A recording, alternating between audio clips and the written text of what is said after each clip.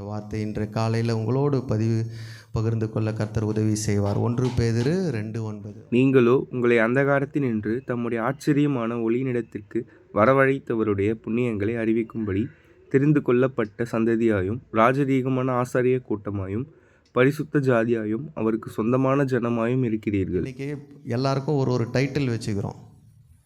நான் யார்? டாக்டரு. நான் யார்? என்ஜினியரு. நான் யார்? தொழிலதிபர். இருக்கிறாரா? அல்லேலூயா. நமக்கு நாம் ஒரு பெயரை சூட்டி கொள்ளுகிறோம். இருக்கா இல்லையா? நமக்கென்று ஒரு பெயர். நீங்கள் யாராய் பிரதிபலிக்கிறீர்கள் உலகத்திற்கு நம்ம ஒரு டைட்டிலை வச்சுக்கிறோம். ஒன்று ஜாதி, இல்லைன்னா நம்முடைய தொழில், இல்லைன்னா படிப்பு. இதை மூன்றுத்தை வைத்து நம்மளை யாராக வெளியில் காட்டுறோம். அல்லேலூயா. ஆனால் வேதத்தின் அடிப்படையில் ஆண்டவர் நம்ம யாராய் பார்க்கிறாரோ அதை குறித்து தான் இன்றைக்கு பேச போகிறோம். ஃபஸ்ட்டு என்னதுங்க? நீங்கள் யாருங்க? பக்கத்தில் தட்டி சொல்லுங்கள். தெரிந்து கொள்ளப்பட்ட சந்ததி. தெரிந்து கொள்ளப்பட்ட சந்ததி. 2வது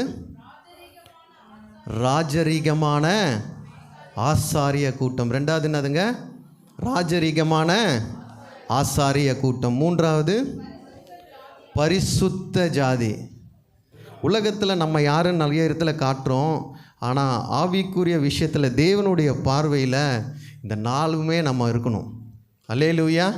இந்த 4 இடத்துலையும் நம்ம பங்கு பெறும் பொழுது அப்போ தான் அந்த ஃபஸ்ட்டு லைனில் என்ன சொல்லுது? உங்களை அந்தகாரத்தினின்று தம்முடைய ஆச்சரியமான ஒளியினிடத்திற்கு வரவழைத்தவருடைய புண்ணியங்களை நம்ம வாயினால் அறிக்கை செய்து அவங்களுக்கு ப்ரீச் பண்ண முடியும். அல்லேலூயா. அப்போ ஃபஸ்ட்டு என்னதுன்னா தெரிந்து கொள்ளப்பட்ட சந்ததி, சோசன் ஜென்ரேஷன். நம்மெல்லாம் தேர்ந்தெடுக்கப்பட்ட சந்ததி. 2வது ராஜரீகமான ஆசாரிய கூட்டம், ராயல் பிரிஸ்ஹுட். 3வது பரிசுத்த ஜாதியாயும், ஹோலி நேஷனாம், பரிசுத்த ஜாதி. 4வது சொந்தமான ஜனம், காட்ஸ் ஓன் பீப்புள், அவருடைய சொந்த ஜனம். அல்லேலூயா. இப்போ நம்ம யார்? 4 சொல்லியிருக்கிறேன். யார் நம்ம? தெரிந்து கொள்ளப்பட்டவர்கள், ராஜரீக ஆசாரிய கூட்டம், 3வது பரிசுத்த ஜாதி, 4வது சொந்த ஜனம். அல்லேலூயா. 4 விஷயங்கள் வேதத்தின் அடிப்படையில் உங்களை கர்த்தர் அழைக்கிறார். உலகத்தில் ஒரு வேளை இந்த 4 டைட்டிலும் நம்மளுக்கு இல்லாமல் இருக்கலாம். ஆனால் வேதத்தின் அடிப்படையில் கர்த்தர் சொல்கிறார், நீங்களோ எப்படி முடிக்கிறாரு? இருக்கிறீர்கள். தொடக்கம் எப்படி இருக்குது? நீங்களோ. முடிக்கும்போது எப்படி முடிக்கிறாரு? இந்த 4மே நீங்கள் இருக்கிறீங்க. தெரிந்து கொள்ளப்பட்ட சந்ததியாயும் ராஜரீகமான ஆசாரிய கூட்டமாயும் பரிசுத்த ஜாதியாயும் அவருக்கு சொந்தமான ஜனமாயும் இருக்கிறீர்கள். அப்போ இந்த 4 விஷயங்கள் நம்முடைய வாழ்க்கையில் அவர் எதிர்பார்க்கிற காரியங்கள் நம்முடைய வாழ்க்கையில் அப்படி இருக்கும் பொழுது அவருடைய சுவிசேஷத்தை நம்ம பிரசித்திப்படுத்த நம்ம கர்த்தர் உதவி செய்வார். அதனால தான் அந்த சொல்லுது, உங்களை அந்தகாரத்தினின்று தம்முடைய ஆச்சரியமான ஒளியினிடத்திற்கு வரவழைத்தவருடைய புண்ணியங்களை அறிவிக்க தான் நம்மளை வைத்திருக்கிறார். அல்லேலூயா. கல்யாணம் பண்ணி குழந்தைய பெற்று அதுக்கு வீடு கட்டி நகையை வாங்கிட்டு செத்து போகிறதுக்கு நம்மளை அழைக்கல. அது எல்லாருமே. அல்லேலூயா. நான் அதான் யோசிச்சுருந்தேன். ஒரு நாயினாலும் பிறந்த உடனே அது வளர்ச்சி பெறும். வளர்ச்சி பெற்ற பிறகு அது இனப்பெருக்கம் செய்யும். அதுவும் 5 அறிவு. நம்ம தெரில, நிறைய பேருக்கு 5 தான் இருக்குது. அல்லேலூயா. 6 அறிவு. இது உலகத்தில் அது ரெகுலராக நடக்க வேண்டிய விஷயம். ஆனால் நம்மளை கர்த்தர் எதற்காக வைத்திருக்கிறாருன்னா, அந்த வசனத்தை வாசிங்க. உங்களை அந்தகாரத்தினின்று தம்முடைய ஆச்சரியமான ஒளியினிடத்திற்கு வரவழைத்தவருடைய புண்ணியங்களை அறிவிக்கும்படியாக. ஒரு கிறிஸ்தவனை எதற்காக கர்த்தர் உயிரோடு வைத்திருக்கிறாருன்னா, ஜெபம் பண்ணுறது தப்பு சொல்லலை,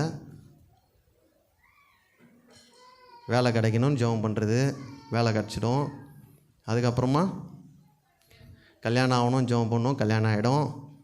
குழந்தை பெற்றுதுன்னா ஃபஸ்ட்டு குழந்தை ஒன்று பிறக்கும், ரெண்டாவது குழந்தைக்கு அடுத்த ஜெண்டர் வேணும்னு அதுக்கும் ஜெபம் பண்ணுறது. பொண்ணு வந்தால் சொல்லுங்கள் பையன் வேணும்னு, அந்த குழந்தை பிறந்த பிறகு அதுக்கு ஸ்கூல் கிடைக்கணும்னு, காலேஜ் கிடைக்கணும்னு, இதே ரொட்டேஷனில் தான் இருக்குது. ஆனால் அவர் அதற்காக நம்மை அழைக்கவில்லை.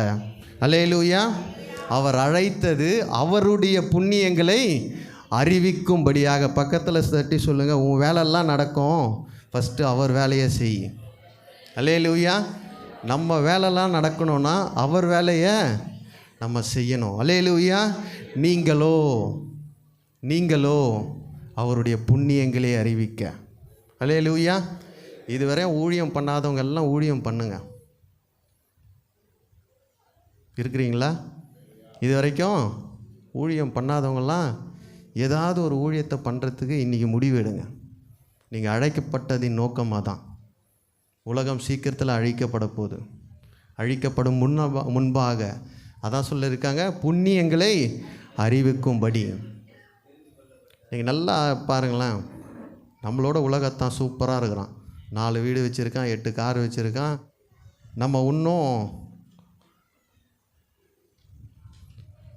கஷ்டத்துலேயும் கடன்லேயும் இன்றைக்கி விசுவாச மத்தியில் தான் நிறைய காரியங்கள் இருக்குது. ஏன்னா அவர் அழைத்ததின் நோக்கம் நமக்கு தெரியல. அல்லேலூயா. அழைத்ததின் நோக்கத்தை நீங்கள் பார்த்தீங்கன்னா கர்த்தர் பூலோகத்தின் காரியங்களை உங்களுக்கு வாய்க்க பண்ணுவார். எத்தனை பேர் விசுவாசிக்கிறீங்க? அவர் அழைத்ததின் நோக்கமே வேறு. உங்களை ரட்சிப்பை கொடுத்து பாவத்தை மன்னித்து அவருடைய சமூகத்தில் உட்கார வைத்ததின் நோக்கமே வேறு. இன்றைக்கும் நம்ம விசுவாசி எது ஜப குறிப்புன்னு சொன்னீங்கன்னா இதை மட்டும்தான் ஜெபம் பண்ணுவாங்க. நான் முதல் சொன்ன லிஸ்ட்டை மட்டும்தான் ஜெபம் பண்ணுவாங்க. அதனால் ஒரு புண்ணியமும் இல்லை. அப்போ அவர் ரட்சித்தது, உன்னை பாவத்தை மன்னிப்பு செய்தது, மறந்தது எல்லாம் எதுக்காக? அவருடைய புண்ணியங்களை புறஜாதிகளுக்கு போய் அறிவிக்கும்படியா. இப்போ 4 விஷயத்தை நான் குயிக்காக சொல்லிடுறேன். தெரிந்து கொள்ளப்பட்ட சந்ததி, சோசன் ஜென்ரேஷன், தெரிந்து கொள்ளப்பட்ட சந்ததி. பழைய ஏற்பாட்டை திருப்பினீங்கன்னா தெரிந்து கொள்ளப்பட்ட சந்ததி எதுலேருந்து ஆரம்பிச்சுது? ஆபிரகாம்லேருந்து அப்படியே ஆரம்பித்து தாவீதுலேருந்து ஒரு 14 தலைமுறையில் ஏசப்பா ஒரு தெரிந்து கொள்ளப்பட்ட சந்ததி இவ்வளோ தான் இருந்தது. அல்லேலூயா. அவருடைய சொந்த ஜனங்களாக யாரை அழைத்தாங்கன்னா இஸ்ரவேலர்களை அழைத்தார். அவங்களாம் தெரிந்தெடுக்கப்பட்ட சந்ததி. தெரிந்தெடுக்கப்பட்ட சந்ததி. அந்த வசனம் கூட நம்ம வாசிக்க முடியும். மத்தேயு 1:17 நம்ம வாசித்தீங்கன்னா தெரியும் எத்தனை தலைமுறைகள் அவர் வைத்திருந்தார். விதமாய் உண்டான தலைமுறைகள் எல்லாம் ஆபிரகாம் முதல் தாவீது வரைக்கும் 14 தலைமுறைகளும், தாவீது முதல் பாபிலோனுக்கு சிறைப்பட்டு போன காலம் வரைக்கும் 14 தலைமுறைகளும், பாபிலோனுக்கு சிறைப்பட்டு போன காலம் முதல் கிறிஸ்து வரைக்கும் 14 தலைமுறைகளுமாம். நம்ம தெரிந்தெடுக்கப்பட்ட சந்ததி அல்ல. அல்லேலூயா. அப்போ நம்ம தெரிந்தெடுக்கப்பட்ட சந்ததியாக எப்படி மாற்றினாரு அப்படின்னு நம்ம வாசிக்கும் போது யோவான் 15:16 நம்ம வாசிக்கிறோம். நீங்கள் என்னை தெரிந்து கொள்ளவில்லை, நான் உங்களை தெரிந்து கொண்டேன். நீங்கள் என் நாமத்தினாலே பிதாவை கேட்டுக்கொள்வது எதுவோ அதை அவர் உங்களுக்கு கொடுக்கத்தக்கதாக நீங்கள் போய் கனி கொடுக்கும்படி, உங்கள் கனி நிலைத்திருக்கும்படிக்கும் நான் உங்களை ஏற்படுத்தினேன். ஒருத்தருடைய கன்வர்ஷன் நிறைய பேர் சொல்லுவாங்க. மற்ற மதத்தினரோடு பேசும்போது உனக்கு காசு கொடுத்து அங்கே மாற்றிட்டாங்கன்னுவாங்க. சொல்லியிருக்காங்களா? அல்லேலூயா. எங்களை சொல்லியிருக்கிறாங்க. காசு கொடுத்து இந்த வாரத்தில் ஒருத்தர்கிட்ட பேசி இருக்கும்போது எவ்வளோ வெளிநாட்டு பணம் வருதுன்னாரு. தெரிலங்க, கணக்கே இல்லைங்க, நிறைய வருதுன்ட்டேன். ஏன்னா அவர்கிட்ட போய் நான் ஆர்கியூ பண்ணி யூஸு இல்லை. அல்லேலூயா. வெளிநாட்டு பணங்கள் இந்தியாவுக்கு வந்து கொண்டிருந்தது. உங்களுக்கும் ஒரு விளக்கத்தை சொல்லிடுறேன். நம்ம சபைக்கல்ல, ஒரு 15 வருடங்களுக்கு முன்பாக வெளிநாட்டிலேருந்து எப்படின்னா, இப்போது சாராலிஸ்டர் வேலைக்கு போகிறாங்கன்னா அவங்களுடைய 50% சேலரியை என்ன பண்ணுவாங்கன்னா, வெள்ளையர்கள் என்ன பண்ணுவாங்கன்னா, இந்தியாவுக்கு சுவிசேஷத்திற்காக ஆர்ஃபனேஜுக்காக தான் அனுப்ப முடியும், சபைக்காக கொடுக்க முடியாது. அந்த மாதிரி நிறைய பேர் என்னென்னா சுவிசேஷத்தினுடைய வளர்ச்சிக்காக வெளிநாடுகள்லேருந்து பணத்தை எங்கே பண்ணாங்க? இந்தியாவுக்கு அனுப்பினிருந்தாங்க. அதுவும் ஆர்ஃபனேஜ், குழந்தைகள் வளர்ப்பு, டியூஷன் எடுக்கிறது, இதெல்லாம் அதை வைத்து ஊழியங்களையும் டெவலப் பண்ணிட்டு இருந்தாங்க. ஆனால் எப்போது இந்த காவி கூட்டம் அதிகமாக வந்ததோ அது எல்லாத்தையும் இப்போது 15 வருடங்களுக்கு மேலாக எல்லாத்தையும் நிறைய கம்பேன்ஷன்லாம் பண்ணியிருந்தாங்க. பாஷ கோஷிலாம் நிறைய பண்ணியிருந்தாங்க. எல்லாத்தையும் என்ன பண்ணிட்டாங்க? அரசாங்கம் டெல்லியில் ஃபுல்லாக முடக்கிட்டாங்க. வெளிநாட்டிலேருந்து ₹1 கூட ஊழியத்திற்கு டைரெக்டாக வர முடியாது. அல்லேலூயா. என் கூட வேலை செய்கிறவர் கேட்குறாரு, உனக்கு எத்தனை லட்சங்கள் வருது? ஏன்னா உனக்கு ஏன் இந்த தலையெழுத்து? நீ நல்ல வேலையில் இருக்கிற, உனக்கு ஏன் இந்த தலையெழுத்து? ஆனால் இதுதான் பின்னணி. 15 வருடங்களுக்கு முன்பாக ஆர்ஃபனேஜ் வச்சவங்க எல்லாம் மூடிட்டாங்க. மூடினதுக்கு காரணம் ₹1 அங்கேருந்து வரக்கூடாது. அப்புறமா இங்கே ஆர்ஃபனேஜ் பண்ணவங்களாம் காரை விற்று வீடை விற்று அந்த குழந்தைங்களை எவ்வளோ காப்பாற்றினாங்க. இப்போ அதுக்கு மேலே அவங்களால செய்ய முடியல. அல்லேலூயா. அதனால் தெரிந்து கொண்டது யார்? கிறிஸ்து. அல்லேலூயா. நீங்கள் என்னை தெரிந்து கொள்ளவில்லை, நான் உங்களை தெரிந்து கொண்டேன். அல்லேலூயா. என்ன ஊழியத்துக்கு அழைத்தவர் எங்கள் அம்மாவோ ஜோஸ்வினோ அல்ல. அல்லேலூயா. என்னை ஊழியத்துக்கு அழைத்தவர் அவர். யார்? அவர். அல்லேலூயா. அவரை நம்பி தான் நான் ஊழியம் பண்ணுறேன். யாரையும் நம்பி நான் ஊழியம், எந்த ஊழியக்காரையோ எந்த விசுவாசியோ எந்த ஸ்தாபனத்தையோ நான் நம்பி ஊழியம் செய்யவில்லை. என்னை அழைத்தவர் உண்மையுள்ளவர், அவர் என்னை கடைசி வரையும் நடத்துவார். இப்போ தெரிந்து கொள்ளப்பட்ட சந்ததி அந்த 14 தலைமுறையோடு முடிஞ்சிடுச்சு. அதுக்கப்புறமா தெரிந்து கொள்ளப்பட்ட சந்ததியில் யாரும் இல்லை. இப்போ புதிய ஏற்பாட்டில் வரும்போது 1 பேதுரு 2:4-6 2 வசனங்களை வாசிங்க. 1 பேதுரு. மனுஷரால் தள்ளப்பட்டதாயினும் தேவனால் தெரிந்து கொள்ளப்பட்டதும் விலையேற பெற்றதுமாயிருக்கிற ஜீவனுள்ள கல்லாகிய அவரிடத்தில் சேர்ந்தவர்களாகிய நீங்களும் அந்தப்படியே இதோ தெரிந்து கொள்ளப்பட்டதும் விலையேற பெற்றதுமாயிருக்கிற மூலைக்கல்லை சீயோனில் வைக்கிறேன், அதன்மேல் விசுவாசமாயிருக்கிறவன் வெட்கப்படுவதில்லை என்று வேதத்திலே சொல்லியிருக்கிறது. ஏசப்பா மேலே எவன் விசுவாசமாக இருக்கிறானோ அவன் வெட்கப்பட்டு போவதில்லை. எவன் விசுவாசிக்கிறானோ அவன் தெரிந்து கொள்ளப்பட்ட சந்ததி. அல்லேலூயா. என்ன மாதிரியான விசுவாசம்னா தீத்து 1:3 வாசிக்கிறேன். பொய்யுரையாத தேவன் ஆதிகாலம் முதல் நித்திய ஜீவனை குறித்து வாக்குத்தத்தம் பண்ணி அதை குறித்து நம்பிக்கையை பற்றி தேவபக்திக்கு ஏதுவான சத்தியத்தை அறிகிற அறிவும் விசுவாசமும் தேவனால் தெரிந்து கொள்ளப்பட்டவர்களுக்கு உண்டாகும்படி. யாருக்கு உண்டாகும்படி? தேவனால் தெரிந்து கொள்ளப்பட்டவர்களுக்கு. என்ன மாதிரியான விசுவாசம்னா பொய்யுரையாத நித்திய ஜீவனை நமக்கு தருவார் என்ற விசுவாசம் யாருக்கு இருக்கோ அவங்க யாருன்னா தெரிந்து கொள்ளப்பட்ட சந்ததி. அல்லேலூயா. நித்திய ஜீவன். இன்றைக்கி இறக்க போகிறவங்க யாருக்கும் ஒரு உறுதி இல்லை எங்கே போகிறோன்னு. அல்லேலூயா. நம்மளுக்கு ஒரு உறுதி இருக்குது, நான் செத்தா எங்கே போவேன்? அவரோடு போய் வாழுவேன், நித்திய காலமாய் வாழுவேன் என்ற ஒரு நிச்சயம் நமக்கு இருக்குது. அப்போ என்னன்னா தெரிந்து கொள்ளப்பட்டவர்களுக்கு என்ன வேணும்னா விசுவாசம் வேணும். பக்கத்தில் தட்டி சொல்லுங்கள், விசுவாசம் வேணும். என்ன விசுவாசம்னா பொய்யுரையாத தேவன் ஆதி முதல் நித்திய ஜீவனை குறித்து வாக்குத்தத்தம் பண்ணி அதை குறித்த நம்பிக்கையை பற்றி தேவ பக்திக்கு ஏதுவான சத்தியத்தை அறிகின்ற அறிவும் விசுவாசமும் தெரிந்து கொள்ளப்பட்டவர்களுக்கு இருக்கணும். இன்றைக்கி இருக்கிற விசுவாசம்னா அடுத்த வாரம் எனக்கு வேலை கிடச்சிரும்னு ஒரு விசுவாசம் இருக்கும், அடுத்த வாரம் எனக்கு இது நடந்துரும்னு ஒரு விசுவாசம் இருக்கும். அந்த விசுவாசத்தை பற்றி நான் பேசலை. தெரிந்து கொள்ளப்பட்டவர்களுக்கு ஒரு விசுவாசம் இருக்கணும். கண்டிப்பாக நித்திய ஜீவன் எனக்கு உண்டு. அல்லேலூயா. அந்த நம்பிக்கையில் வாழ்கிறவங்க யாருங்க? தெரிந்து கொள்ளப்பட்டவர்கள். ஆனால் அவர் சந்ததியில் இல்லை. அவர் சந்ததியிலிருந்து நம்ம வெளியில் வந்தாலும் வெளி ஆளுகளாக இருந்தாலும் கர்த்தர் சொல்றார், நித்திய ஜீவனை அடையும்படி அந்த விசுவாசத்தின் நம்பிக்கையில் வாழ்கிற யாவரும் தெரிந்து கொள்ளப்பட்டவர்கள். அல்லேலூயா. அவங்க தான் சோசன் ஜெனரேஷன், தேர்ந்தெடுக்கப்பட்ட சந்ததி. கொலேசியர் 3:12-13 எடுத்து வாசிங்க. கொலேசியர். ஆகையால் நீங்கள் தேவனால் தெரிந்து கொள்ளப்பட்ட பரிசுத்தரும் பிரியருமாய் உருக்கமான இரக்கத்தையும் தயவையும் மனத்தாழ்மையையும் சாந்தத்தையும் நீடிய பொறுமையையும் தரித்து கொண்டு. ரெண்டாவது என்ன இருக்கணும், என்ன குவாலிட்டி இருக்கணும்னா மன்னிக்கிற இதயம் வேணும். யாருக்குங்க? தெரிந்து கொள்ளப்பட்ட சந்ததியாக இருந்தாங்கன்னா ஃபஸ்ட்டு விசுவாசம் வேணும். அந்த விசுவாசம் என்னன்னா நித்திய ஜீவனை நான் அடைய தான் நான் அவரோடு இருக்கிறேன்ற ஒரு விசுவாசம் வேணும். ரெண்டாவது மன்னிக்கிற இதயம் யாருக்கு இருக்கோ அவங்க தான் யார்? தெரிந்து கொள்ளப்பட்ட சந்ததி. ஒருவேளை அந்த ஜென்ரேஷனில் நம்ம பிறக்காமல் இருந்தாலும் கர்த்தர் நம்மை தெரிந்தெடுத்ததின் நோக்கம் எப்படின்னா மன்னிக்கிற குணம் இருக்கணும்.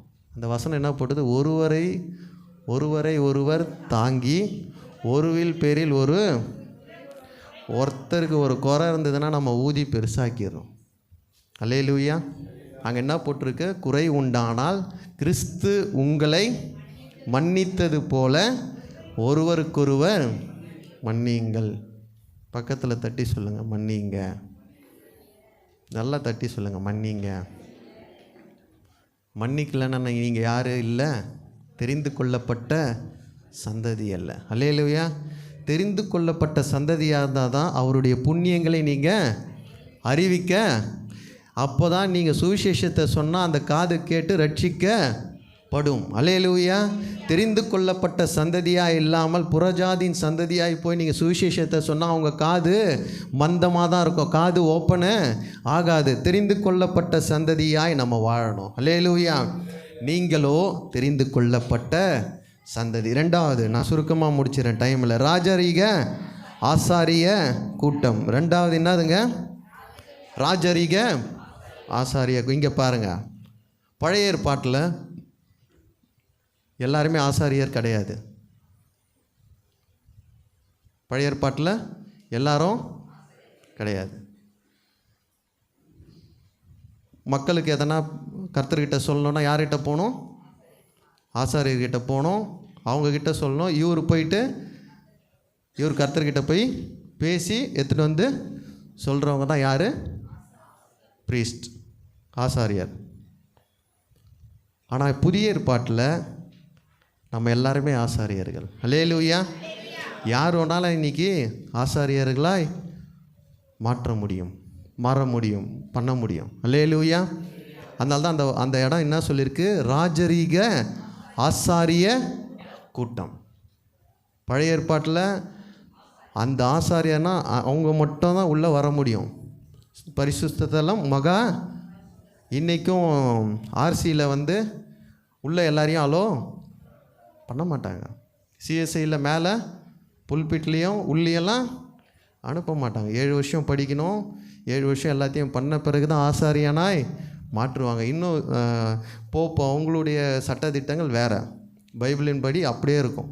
இது எல்லாமே இப்போ இன்றைக்கி சிஎஸ்ஐ ஆர்சியில் போட்டுன்னு இருக்காங்க. இடைக்கட்சியில் என்ன மணி கட்டுறாங்க அதெல்லாம் போட்டிருக்குல்ல. பாகையும் இடைக்கட்சியும் விசித்திரமான உள் சட்டையும் எல்லாமே போட்டு தான் யாராக வராங்க? ஆசாரியர்கள். பழைய ஏற்பாட்டில் ஆசாரியர்கள்லாம் ஒரு சந்ததி மட்டும்தான் வர முடியும். அது மட்டும் இல்லாமல் அவர்களுக்கு ஒரு பெரிய ப்ரொசீஜர் உண்டு.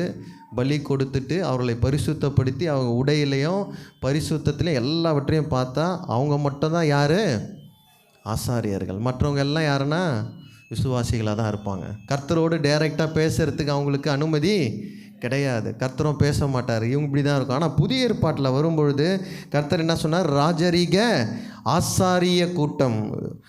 எபேசியர் 3ஆம் அதிகாரம் 7-8 வாசித்து பார்த்தீங்கன்னா நம்மளை எப்படி ஆசாரியர்களாக மாற்றுறாருன்னா, தேவனுடைய பலத்த சத்துவத்தால் எனக்கு அளிக்கப்பட்ட வரமாகிய கிருபை. எழுதிங்க, என்னது?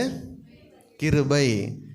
இப்போது புதிய ஏற்பாட்டில் கர்த்தர் கொடுத்த வார்த்தை, கிருபையினால் நம்ம ஆசாரியர்களாய் மாற்றப்பட்டிருக்கிறோம். நமக்கு அங்கியோ வஸ்திரமோ அது என்ன சொன்னது, காளையோ ஆடோ பலி கொடுக்க தேவையில்லை. இன்றைக்கி பாஸ்டர் ஆகணும்னு என்ன வேணும்? தேவனுடைய பலத்த சத்துவத்தால் எனக்கு அளிக்கப்பட்ட வரமாகி அவருடைய கிருபையினாலே இந்த சுவிசேஷ ஊழியக்காரனானேன். பரிசுத்தவான்கள் எல்லோரிலும் சிறியனாகிய நான் கிறிஸ்துவுடைய அளவற்ற ஐஸ்வர்யத்தை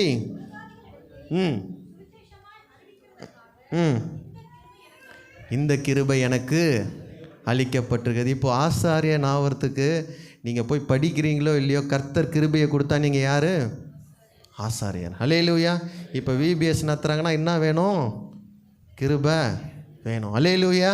கிருபை இருந்தால் ஆசாரிய ஊழியம் பண்ண முடியும். அதனால தான் ரெண்டாவதுல சொல்கிறார், ராஜரீக ஆசாரிய கூட்டமாக உங்களை நான் தெரிந்து கொண்டேன். அல்லேலூயா.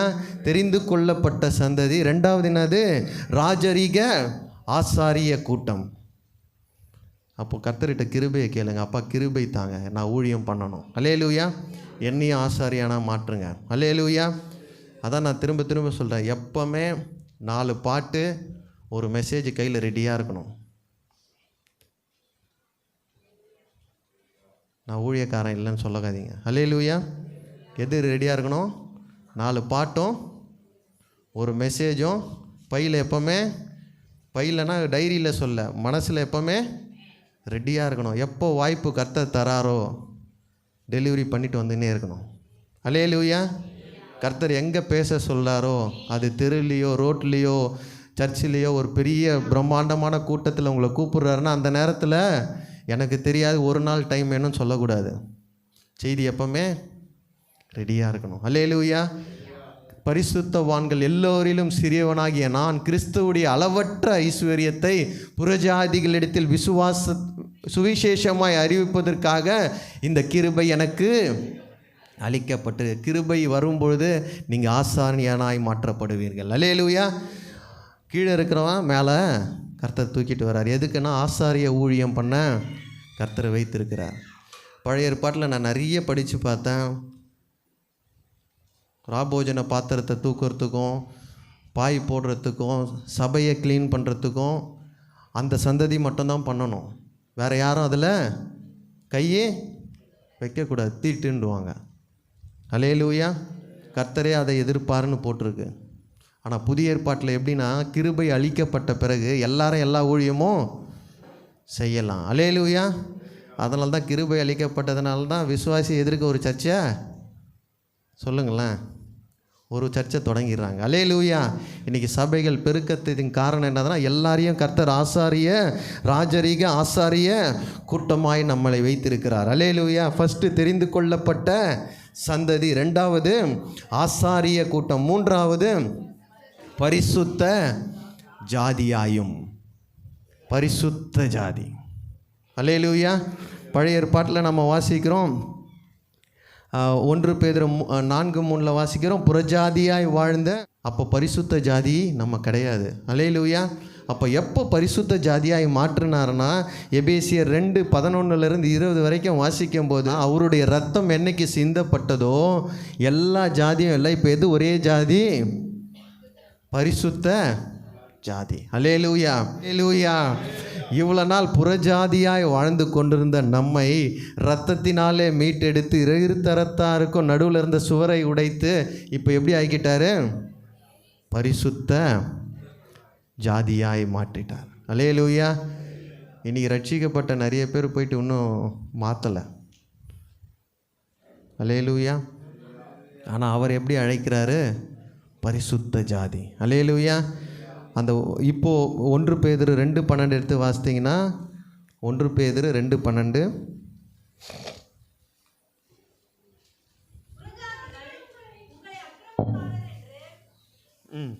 அக்கிரமக்காரர் 2, அவர்கள் உங்கள் என்னங்க கண்டு, எல்லாரும் சேர்ந்து வாசிங்க, புறஜாதிகள் உங்களை அக்கிரமர் என்று விரோதமாய் பேசும் விஷயத்தில் அவர்கள் உங்கள் நற்கிரியைகளை கண்டு அதன் நிமித்தம் சந்திப்பின் நாளிலே தேவனை மகிமைப்படுத்தும்படி நீங்கள் அவர்களுக்குள்ளே நல் நடக்கை உள்ளவர்களாய் நடந்து கொள்ளும்படி. இப்போ பரிசுத்த ஜாதினா என்ன வேணும்னா நற்கிரியைகள் இருக்கணும். அல்லேலூயா. பரிசுத்த ஜாதி எப்படி நமக்கு கிடைச்சிதுன்னா அவருடைய இரத்தத்தினாலே நம்மை மீட்டெடுத்தார். அல்லேலூயா. புறஜாதியாக இருந்தவ இப்போ எப்படி ஆயிடுச்சு? பரிசுத்த ஜாதியாக கர்த்தர் மாட்டினார். இரத்தத்தினால் நம்மளை மீட்டெடுத்தார். அப்போது இப்போ நம்மளை புறஜாதிகள் உங்களை அக்கிரமர் என்று சொல்லாமல் நம்மளை பரிசுத்த ஜாதின்னு சொல்லணும்னா நம்மக்கிட்ட என்ன இருக்கணும்? நற்கிரியைகள். அல்லேலூயா. என்ன இருக்கணும்? நற்கிரியைகள். 3 விஷயத்தை நம்ம பார்த்தோம். 1 தெரிந்து கொள்ளப்பட்ட சந்ததி, 2வது ராஜரீக ஆசாரிய கூட்டம், 3வது பரிசுத்த ஜாதி, 4வது டக்குன்னு ஒன்று சொல்லி முடிச்சிடறேன், சொந்த ஜனம். இங்கே பாருங்கள், இப்போ சொந்த ஜனத்தை குறித்து தான் பிரச்சனையே. சொந்தக்காரங்களை பற்றி தான் பிரச்சனையே. நிறைய பேருக்கு என் தாய் மாமா போய் மதிக்க மாட்டான், வேறு ஏதாவது சொல்லுவாங்க, எனக்கு தெரியல, நான் ஆன்ட்டி அங்கிள்னே முடிச்சிடும், அதனால தெரியல. அல்லேலூயா. தாய் மாமன் கொழுந்தியார் அது இதெல்லாம் சொல்லுவாங்க. சொந்த ஜனத்தை நம்ம இழுத்து பிடிக்கிறோம். ஆனால் கர்த்தர் நம்மளை எப்படி வைத்திருக்கிறாரு? அவருக்கு சொந்த ஜனமாய் மாற்றி வைத்திருக்கிறார். அல்லேலூயா. எந்த சொந்த ஜனமும் உங்களை காப்பாற்றாது. உயிர் போகும்போது யாராவது ஒருத்தர் வந்து உங்களுக்கு, இப்போ ஒரு தவறாக சொல்ல நினைக்கல, ஒரு கிட்னி 2 கிட்னியும் போயிடுச்சு. உங்கள் தாய் மாமா வந்து ஒரு கிட்னி தருவாரா? தருவார்னா சொல்லுங்கள், நான் அங்கேயே ஓடிடுறேன். நான் தருவாரா? சொந்த ஜனம்தான் அவர். மனைவியே இன்றைக்கி கணவனுக்கு தர மாட்டாங்க. ஆனால் அவர் சொந்த ஜனமாக என்னை ஏற்றுக்கொண்டு இருக்கிறார். அல்லேலூயா. நான் சொந்தத்தெல்லாம் வெறுக்கல, வைக்க வேண்டிய இடத்துல வச்சுட்டேன். அல்லேலூயா. சொந்த ஜனத்துக்காக பயப்பட்டீங்கன்னா ஆண்டவரை விட்டுட்டு ஓடிடுங்க. அல்லேலூயா. அவர் சொந்த ஜனமாய் நம்மை வைத்திருக்கிறார். 5000 ரூபா 10,000 ரூபா மொய் எழுதுவான், அதுக்கு 1000 பேச்சு பேசுவான். நான் என்ன நினைக்கிறேன், உன் 10,000 ரூபா நீயே வச்சுக்கோ, எனக்கு பிரச்சனையும் வேணாம். 10,000 ரூபா வச்சுட்டு உள்ளே வந்து 1000 ப்ராப்ளத்தையும் சொல்லுங்கள். இல்லாட்டா நீங்கள் அன்றைக்கி போட்ட கால் சவரத்தை இன்றைக்கி வந்து போடுவோம். அதுக்கு தான் உங்களுக்கு கூப்பிட்றது. நீங்கள் நம்மளும் ட்ரிக்கான ஆளுங்க. அன்றைக்கி கால் சவரம் அவனுக்கு போட்டிருக்கேன், அவன் பொண்ணுக்கு வேறு அரை சவரம் வந்து ஒட்டியானா வாங்கி போட்டேன். இன்றைக்கி அந்த கலெக்ஷனை சொந்தம் எதில் ஒட்டின்னு இருக்குன்னா கோல்டில் ஒட்டின்னு இருக்கு. அல்லேலூயா. அவருடைய சொந்தமான ஜனமாய் மாற்றப்படணும். அல்லேலூயா. அவருடைய சொந்தமான ஜனமாய் மாற்றினா அவர் இரத்தத்தை குறித்து உங்களை மீட்டெடுத்தவர். அதனால தான் அங்கே போட்டிருக்கு, யாத்திராகமம் 19:5 வாசித்தீங்கன்னா, அப்போ சொந்த ஜனங்கள் யாருன்னா, யாத்திராகமம் 19:5 நான் முடிச்சிடுறேன். இப்பொழுது நீங்கள் என் வாக்கை உள்ளபடி கேட்டு என் உடன்படிக்கையை கை கொள்வீர்களானால் எப்போ பழைய ஏற்பாட்டில் எப்படி சொந்த ஜனமாக இருந்தாங்கன்னா, வாக்கையும் உடன்படிக்கையும் அப்படியே சொல்லுங்களேன். இன்றைக்கி திருடிட்டேன்னா ஆசாரியர் சொல்லுவார், 2 கோழி எடுத்துன்னு வந்து பலி கொடுக்கணுன்னே அவங்க என்ன பண்ணுவாங்க, 2 கோழி எடுத்துன்னு வந்து பாவ நிவாரண பலியை செலுத்திடுவாங்க. தண்டனைக்கு அவர் சொல்கிறத செஞ்சாதான். அதான் அங்கே போட்டிருக்கு, நீங்கள் என் வாக்கை உள்ளபடி கேட்டு என் உடன்படிக்கை கை கொள்வீர்களானால் சகல ஜனங்களிலும் நீங்கள் எனக்கு சொந்த சம்பத்தாயிருப்பீர்கள், பூமி எல்லாம் என்னுடையது. உபாகமம் 26:18 வாசித்தீங்கன்னா அதே தான். கட்டளைகளையும் பழைய ஏற்பாட்டில் வந்து எதுவுமே மீறக்கூடாது. அப்போ சொந்த ஜனமாக இருக்க முடியாது. அல்லேலூயா. 26 கர்த்தரும்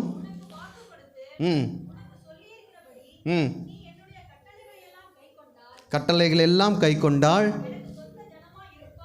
எனக்கு சொந்த ஜனமாய் இருப்பாய். ஆனால் இப்போது கர்த்தர் நம்மளை எப்படி அழைக்கிறாரு? அவருக்கு சொந்த ஜனமாய் இருக்கிறீர்கள் என்று எதை சொல்கிறாருன்னா, காட்ஸ் ஓன் பீப்புள் எப்படி சொல்கிறாருன்னா, எபேசியர் 1:13-14 எடுத்து வாசிங்க. எப்போ நம்ம சொந்த ஜனமாய் மாற்றப்படுகிறோம் என்றால், நீங்கள் உங்கள் இரட்சிப்பின் சுவிசேஷமாகிய சத்திய வசனத்தை கேட்டு விசுவாசிகளான போது வாக்குத்தத்தம் பண்ணப்பட்ட பரிசுத்த ஆவியினால் அவருக்குள் முத்திரை போடப்பட்டீர்கள், அவருக்கு சொந்தமானவர்கள் மீட்கப்படுவார்கள் என்பதற்கு. அப்போ ஆவியானவர் யாரெல்லாம் முத்திரை போட்டாரோ அவங்களாம் யாருங்க? சொந்த ஜனங்க. தாய் வயிற்றில் பிறக்கலனாலும் பரிசுத்த ஆவியானவர் யார் மேலே விழுதோ அவங்களாம் யார்? இப்போது சொந்த. அதனால தாங்க 10 கட்டளையை 2 கட்டளையாக மாற்றினார். அல்லேலூயா. அப்போ பிரமாணங்களையும் கட்டளையும் கடைப்பிடிக்கலைன்னா யார் இல்லை? அவங்க சொந்த ஜனங்கள் அல்ல. ஆனால் இப்போ புதிய ஏற்பாட்டில் என்ன சொல்லியிருக்குன்னா, பரிசுத்த ஆவி 13 போடுங்க, 13வது வசனம். நீங்களும் உங்கள் இரட்சிப்பின் சுவிசேஷம் ஆகிய சத்திய வசனத்தை கேட்டு விசுவாசிகளான போது வாக்குத்தத்தம் பண்ணப்பட்ட பரிசுத்த ஆவியால் அவர்களுக்கு முத்திரை போடப்பட்டீர்கள். அல்லேலூயா. அப்போது அபிஷேகம் பெற்றால் யாராக மாறிடுறோம்? சொல்லுங்களேன். சொந்த ஜனமாய் மாற்றப்படுகிறோம். அப்போ 4 விஷயம் நம்முடைய வாழ்க்கையில் கர்த்தர் நீங்களோன்னு ஆரம்பிக்கிறார். தெரிந்து கொள்ளப்பட்ட சந்ததி, 2வது ராஜரீக ஆசாரிய கூட்டம், 3வது பரிசுத்த ஜாதி, 4வது சொந்தமான ஜனம். அல்லேலூயா. இந்த 4 இருக்கும் பொழுது உங்களை அந்தகாரத்தினின்று தம்முடைய ஆச்சரியமான ஒளியினிடத்திற்கு வழிவரைத்தவருடைய புண்ணியங்களை அறிவிக்க இந்த 4 குவாலிட்டியும் நமக்கு வேணும். தெரிந்து கொள்ளப்பட்ட சந்ததி. பக்கத்தில் தட்டி சொல்லுங்கள், இன்றைக்காவது மறக்காமல் இருக்கணும். தெரிந்து கொள்ளப்பட்ட சந்ததி, ராஜரீக ஆசாரிய கூட்டம், பரிசுத்த ஜாதி, சொந்தமான ஜனமாய் இருப்பீர்கள். அல்லேலூயா. இந்த 4மே நம்ம இருக்கணும். இன்றைக்கி நம்மக்கிட்ட எது இருக்கோ இல்லையோ, கர்த்தர் நம்மளை எப்படி பார்க்குறாரு? இந்த 4 விஷயத்தையும் நம்மக்கிட்ட பார்க்குறாரு. அல்லேலூயா. நீ எதில் பிறந்த, எதில் வாழ்ந்த, எது இருக்குது எது இல்லை, அதெல்லாம் கவலையே இல்லை. அவருடைய புண்ணியங்களை அறிவிக்கும்படி உன்னு மூலயமா அட்லீஸ்ட் ஒருத்தராவது ரட்சிக்கப்பட்டிருக்கணும். ஏன்னா அதுக்கு தான் உன்னை ரட்சித்து அரவணைத்து உன்னை மீட்டெடுத்த தேவன். அல்லேலூயா. அப்போ ஃபஸ்ட்டு தெரிந்து கொள்ளப்பட்ட சந்ததினா என்ன இருக்கணும்?